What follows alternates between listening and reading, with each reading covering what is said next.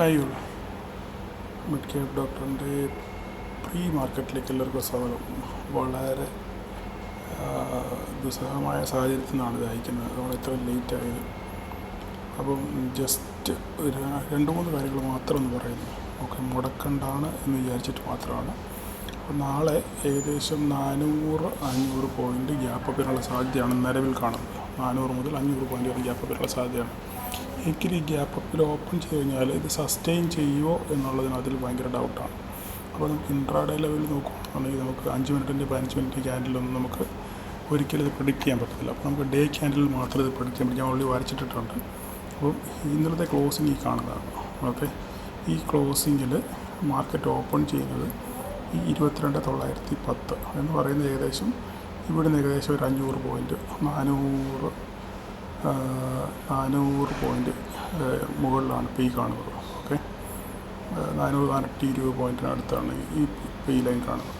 അപ്പോൾ നാളെ gap up open ചെയ്യുന്നത് ഈ ലൈൻ്റെ മുകളിലാണ്. ഈ ബ്ലൂ ലൈൻ്റെ മുകളിൽ 22,910 മുകളിലാണെന്നുണ്ടെങ്കിൽ ഇത് സപ്പോർട്ട് എടുത്ത് വീണ്ടും തിരിച്ച് കയറി നോക്കുക.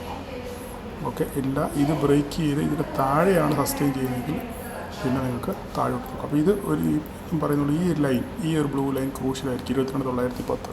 ഇത് നിങ്ങൾ കൃത്യമായി വാച്ച് ചെയ്യുക. ഇതിന് ശേഷം ഇവിടുന്ന് മാർക്കറ്റ് എങ്ങോട്ട് തിരിയുമെന്ന് നോക്കി നിങ്ങൾ അതിനനുസരിച്ച് ഒരു ട്രേഡ് പ്ലാൻ ചെയ്യാൻ വേണ്ടി ശ്രമിക്കുക. ഓക്കെ, ഇത് മാത്രമേ അത് പറയാനുള്ളൂ. ഓക്കെ, ഇവിടുന്ന് താഴോട്ടാണെന്നുണ്ടെങ്കിൽ താഴോട്ട്, മുകളോട്ടാണെന്നുണ്ടെങ്കിൽ മുകളോട്ട്.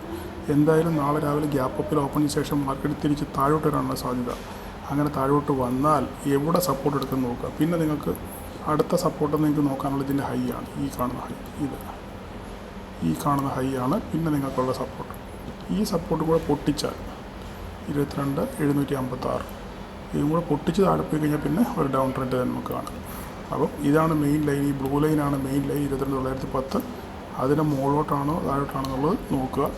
അവിടെ നിന്ന് പൊട്ടിച്ച് താഴോട്ട് വന്നാൽ ആദ്യത്തെ ഓപ്പണിങ്ങിൽ തന്നെ ഗ്യാപ്പ് അപ്പ് ഓപ്പൺ ചെയ്ത ശേഷം തിരിച്ച് മാർക്കറ്റ് വരുവാണെന്നുണ്ടെങ്കിൽ നിങ്ങൾ ശ്രദ്ധിക്കേണ്ടത് ഫസ്റ്റ് ഈ 22,910, പിന്നെ ശ്രദ്ധിക്കേണ്ടത് 22,756.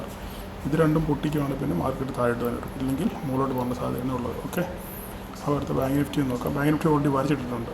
നമുക്ക് അതിനകത്ത് മാറ്റങ്ങളൊന്നുമില്ല. ഇത് സെയിം ഇത് തന്നെയാണ്. നാളെയും ഗ്യാപ്പ് അപ്പ് ഏകദേശം 1000 പോയിൻ്റ് അടുത്തൊക്കെ ഗ്യാപ്പ് അപ്പ് ഓപ്പൺ ചെയ്യുകയാണെന്നുണ്ടെങ്കിൽ മേ ബി ഇതിൻ്റെ മുകളിലായിരിക്കും, ഈ ലെവലിലായിരിക്കും ഓപ്പൺ ചെയ്യുക. അപ്പോൾ ഇവിടെ ഓപ്പൺ ചെയ്ത ശേഷം എങ്ങനെ സപ്പോർട്ട് എടുക്കും നോക്കുക. ഈ ലൈൻ 50,757 വന്ന് സപ്പോർട്ട് എടുക്കുമോ ഇല്ലയോ എന്നുള്ളത് നോക്കണം. ഇല്ലെങ്കിൽ ഇവിടെ എന്ത് പ്രൈസ് ആക്ഷനാണ് നടക്കുന്നതെന്ന് നോക്കിയിട്ട് മാത്രം ട്രേഡിനെ പറ്റി ചിന്തിക്കുക. അതുപോലെ മിഡ് ക്യാപ്പിൽ നോക്കിക്കഴിഞ്ഞാൽ ഓൾറെഡി അതും വരച്ചിട്ടിട്ടുണ്ട്. മാർക്കറ്റ് ഇപ്പോൾ ഓപ്പൺ ചെയ്തേക്കുന്ന ഒരു സ്പിന്നിങ് ടോപ്പ് എന്നും എല്ലാം പറയാം, അല്ല ഡ്രാഗൺ ഫ്ലൈ എന്നും എല്ലാം പറയാം. അപ്പോൾ ഇതിനകത്തിലും 11,143 അതിന് മുകളിലായിരിക്കും എന്തായാലും ഗ്യാപ്പ് അപ്പ്. ഓക്കെ, അതിന് മുകളിൽ പോയി കഴിഞ്ഞാൽ മാർക്കറ്റ് പ്രൈസ് ആക്ഷൻ നോക്കുക. ഈ ലൈനിൽ 11,143 സസ്റ്റെയിൻ ചെയ്യുന്നുണ്ടെന്ന് നോക്കുക.